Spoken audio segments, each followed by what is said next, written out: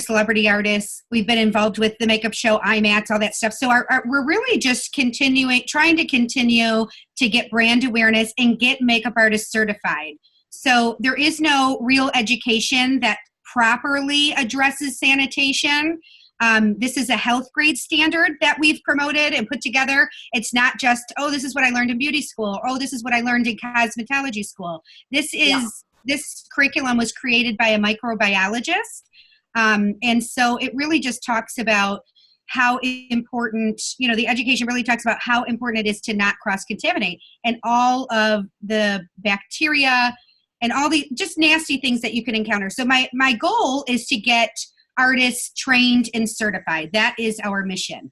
We offer a companion product, which is a kit, where we bundle everything together, but that's not our focus. We're not in the business of selling disposables.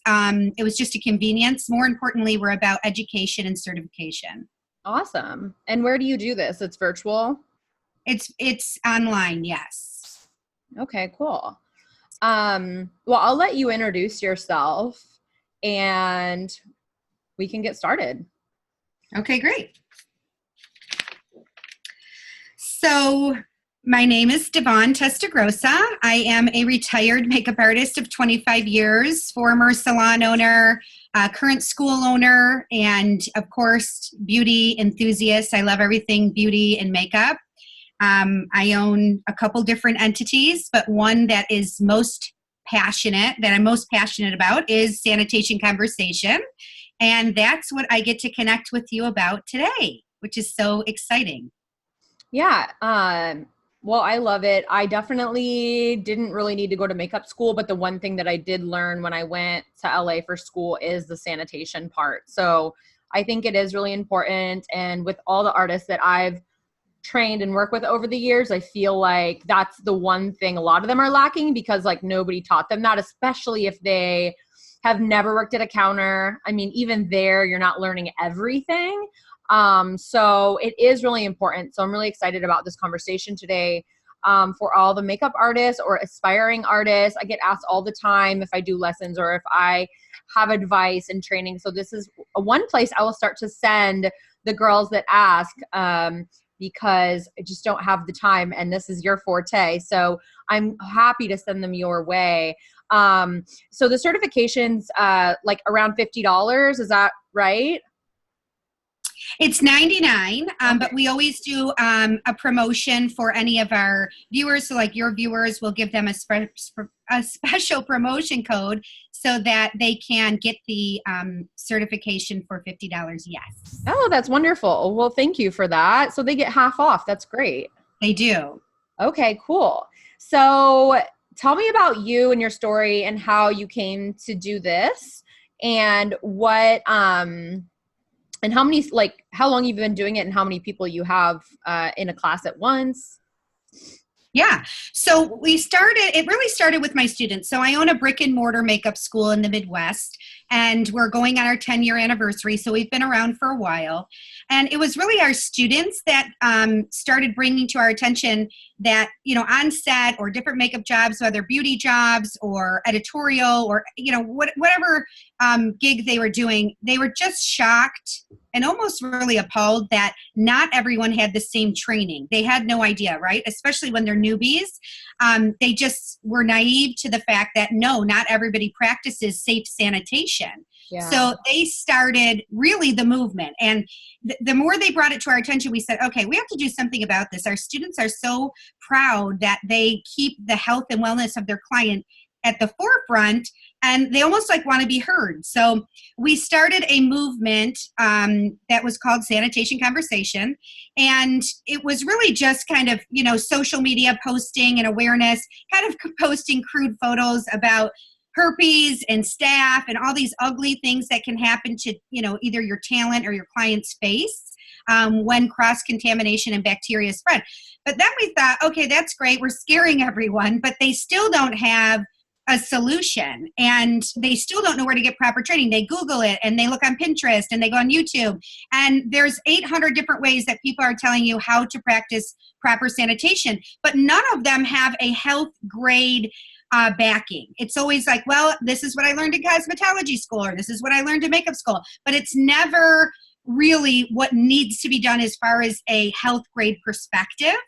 And so anyways, fast forward, we decided, okay, we need to provide a solution, and we created an online program that trains artists how to properly integrate sanitation into their application. And we consulted with a microbiologist. So it's, some of it is scary. It talks about staph and herpes and all these different cross-contamination diseases, all these things that can happen when you cross-contaminate. HIV, of course, you don't think, oh, I'm going to give somebody HIV in a makeup application. And no, it's very likely you won't. But we do talk about how HIV is spread through bloodborne pathogens and saliva. And so anyways, we created this program. We also created a kit just as a companion product to make it easier and know that, we are the people that have taken the time to really invest both our money and our time to share education that is universal and at a health grade level. So it doesn't matter to me when I hear artists say, well, I went to cosmetology school, or unless they tell me they're a nurse, chances are they don't know really what it means to have safe measures. So here we are today. We launched the product. We launched the kit. And, we're just chugging along. We have maybe about a little over 100 artists certified. We have a couple businesses certified. Of course, my students for the last 9 years, I probably have over 1,000 students that are certified as well.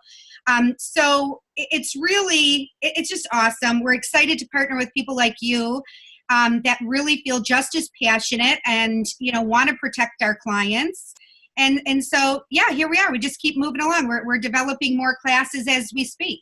Yeah. So I think that there are two different aspects to this, because now I'm thinking, okay, I work with everyone at Beauty Counter. Like I work with a bunch of consultants that, also work with lots of makeup, even though they're not really applying it on people's faces from beginning to end. It's a lot of swatching. It's a lot of touching, feeling stuff. And then they're like packing it up and then bringing it to another location and doing it all over again. And I'm sure that there's things there that too, like I'm definitely going to take this course because I know, okay, I spray things with alcohol, but then it gets dry.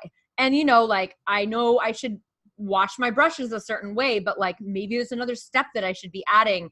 And I feel maybe more lucky than, I'm not saying I'm dirty, but I feel like I've been really lucky to not like get anybody in any infection or like have any outbreaks happen.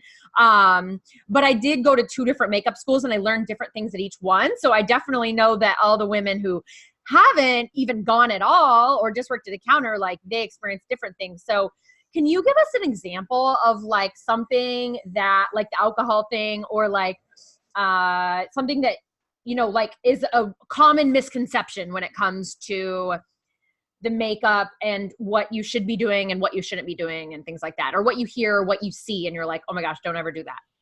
Yeah, absolutely. Well, of course, I think and this is again why some people think they don't need the training. Well, I don't double dip mascara wands, or, some of the more obvious things. I use a doe foot for my lip glosses. But there are definitely some misconceptions. So, for example, alcohol. A lot of people have alcohol in their kit, and that's great. And they don't typically have barbicide, or we use Lucicide. And it's a hospital grade disinfectant. And so they don't understand the difference between sanitation and disinfecting. And the second you have mucous membranes or bloodborne pathogens, alcohol is not enough. So when you're talking about eyeliner inside the waterline, right? That was really popular for a while. And also, I do it all the time. Yeah, and still is. But that is touching a mucous membrane that carries disease. You cannot stick that in alcohol and think it's sanitized. It's sanitized, but it's not disinfected. And so the spores from bacteria need to be killed, right? And the only product that can make those kind of claims that it kills bacteria are hospital grade disinfectants. So that's probably the biggest misconception is like, oh, I have alcohol. Yep. And I spray it and I use it. And, I make sure my pencil is submerged. And that's great. But again, you haven't killed any bloodborne pathogens that could be found on that. And that's essentially how staph and MRSA are spread. And I've seen, maybe you've seen it in the headlines. We definitely use it on our social media where talent or models have been infected with staph from their makeup artist brushes or a pencil or anything like that. And that's simply because alcohol wasn't enough. It doesn't mean that artist didn't, do her best or his best to make sure everything was clean and safe. But if you don't have the right products and don't know what they're used for, that's probably the biggest misconception. Wow. So how much is something like that? Is it very similar to alcohol, like a clear liquid that you spray? Yeah, and we put it in our kit, but you can get I think it's like a 4-ounce bottle, and you dilute that. So essentially you can have hundreds of gallons from this 4-ounce bottle. It's maybe $3. It's not about the cost, and I don't think artists would, be opposed to that. I think they just don't know, which is why we created, the education. It's just you're unaware. And if you're unaware, you don't know. You don't know what you don't know, right? Yep, that's so true. But yeah, I'm thinking of the consultants and everyone that works in makeup that sells it and things like that. And, they're letting everyone swatch it all over their hands or try it on. And then they're spraying it with alcohol, putting it back in the bag, using it at home themselves, bringing it back out. And yes, I've seen it before. And I know that. And even the swatching, you're exactly right. That's another misconception. Like, oh yeah, I didn't put it directly on me. I just put it on my hand. Well, think about dermatitis. Think about eczema. Think about when psoriasis are cracked. Think about a scratch. You're still contaminating. Yeah. And so nothing should be taken directly from any cosmetic. It all has to be depotted. Everything. Mm-hmm. Yeah. And not everything really can be. You think about a lot of the powders, and that's a big one, right? Well, this is something we teach in the training. It really should be gently scraped off with a mascara wand. Very gently. I know, when I was doing makeup, I used Viseart, which is a very expensive palette. And the last thing I wanted to do is, shatter.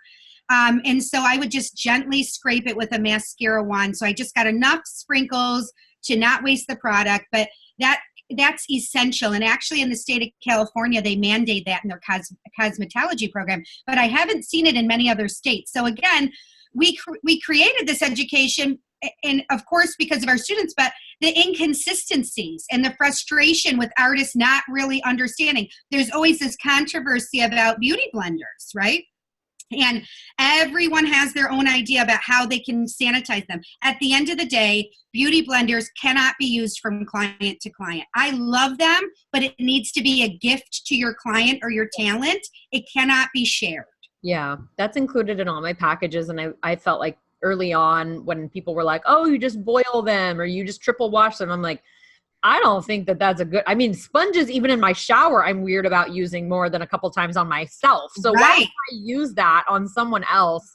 That is just a problem waiting to happen, So it's a breeding ground for bacteria for sure. Yeah. And, I've cut 2 artists that I saw a couple of beauty blenders in their kits and they were so dirty that I was like, you've been using that on other people? They're like, yeah, and I'm like, oh my God, you can't use that. And they're like, well, I don't want to use anything else. And I'm like, well, then you should raise your rates or quit. You're not working for me. It's not happening. And, they went elsewhere. But yeah, I don't think a lot of clients know either. If you're not in makeup, you think, okay, I'm trusting the artist. Her work is beautiful. That's all I really need to see.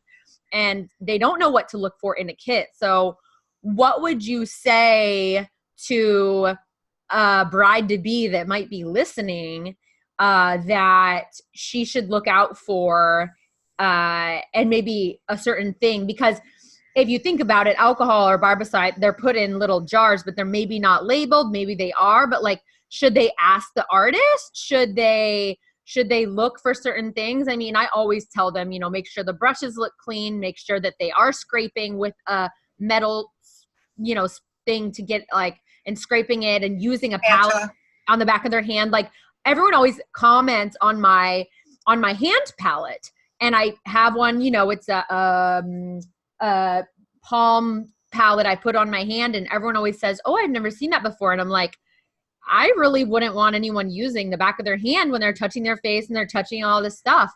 And they're always like, wow, it's a great idea. And I'm like, yeah, it's 101. Like, you should be Yeah. doing something, like there's not always a sink around for me to wash the top of my hand really well and things. So yeah, so what would you say to a bride to be, or anyone listening, or any models listening, that they should, comment or request that their artist should have? Sure. So, first of all, I would say any lip glosses or anything with a wand, mascara, that wand should be cut off. And that's a really, they may say, oh, I don't use it on anybody, but that's a guarantee that has never been contaminated. And it maybe not never, but they've at least used disposables. So if their lip glosses or their eyeliners or what have you don't have the wand cut off, that's a problem. Because they may have used that wand on another client and then stuck it back in there, right? That's one. Absolutely. As far as the hand palette that you use, we use disposable wax paper palettes. And that's just because with that hand palette, that's an awesome idea, and I commend you for knowing that, early on. But you definitely need to clean that with hospital-grade disinfectant. So I would say a bride needs to make sure that they have alcohol and hospital-grade disinfectant. Because, again, you can work off that palette multiple times, right? You're not cross-contaminating as long as you keep putting that product onto the palette. But for the next customer, you want to make sure any mucus, right? Again, it's very easy to touch inside the lip or near the nose. This is all mucus, and anywhere you have mucus is bloodborne pathogens that carry disease. So I would definitely say that they have to have disposables, absolutely.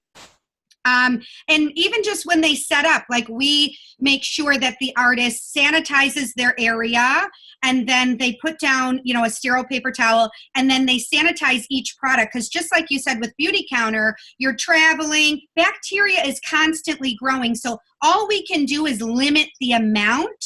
We are never going to totally get rid of it, right?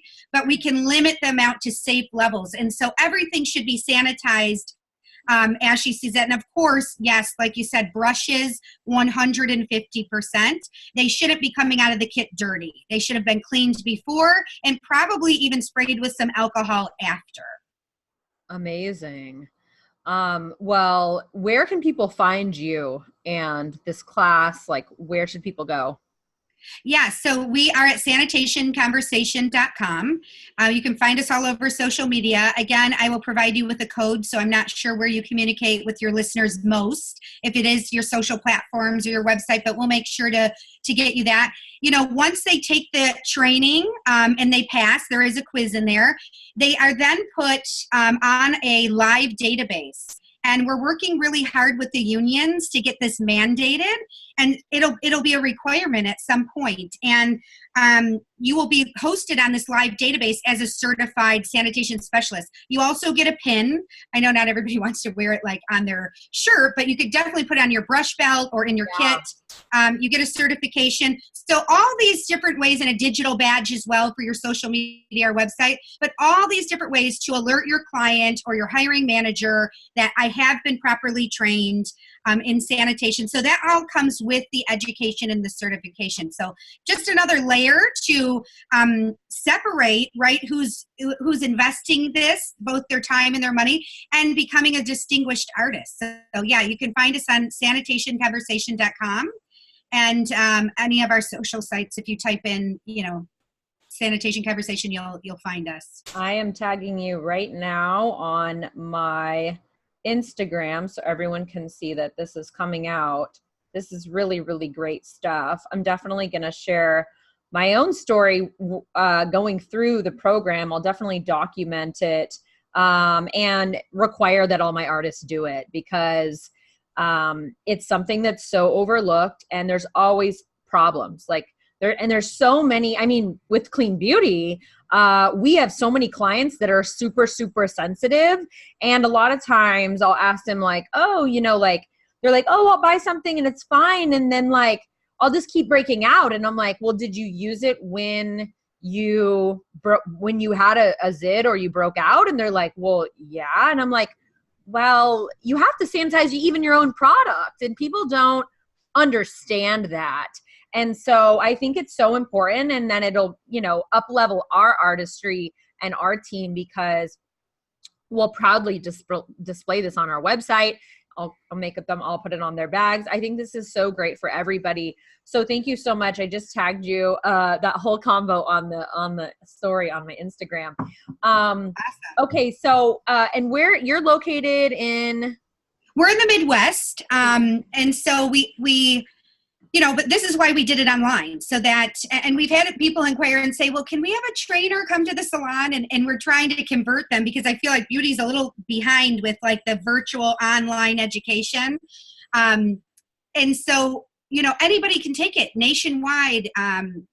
Anyone, anywhere, anytime. You can do it on your mobile phone. It doesn't take a lot of time. It's 1 hour. 1 hour to protect you from liability and to become a distinguished artist. Like, to me, it's a no-brainer. Yeah. And not because I own the company, but like, if I had this to show my clients, like I did airbrush classes and I did all these, you know, things just to show my clients I'm investing in myself and in you and giving you a better application. This is, you know, to me, like, this would have been a dream. Yeah. Yeah. So true. And I mean, you think about a bride, like, it's the one day, and if they happen to get a sty in their eye or something happens, I mean, there's no way anybody can fix it.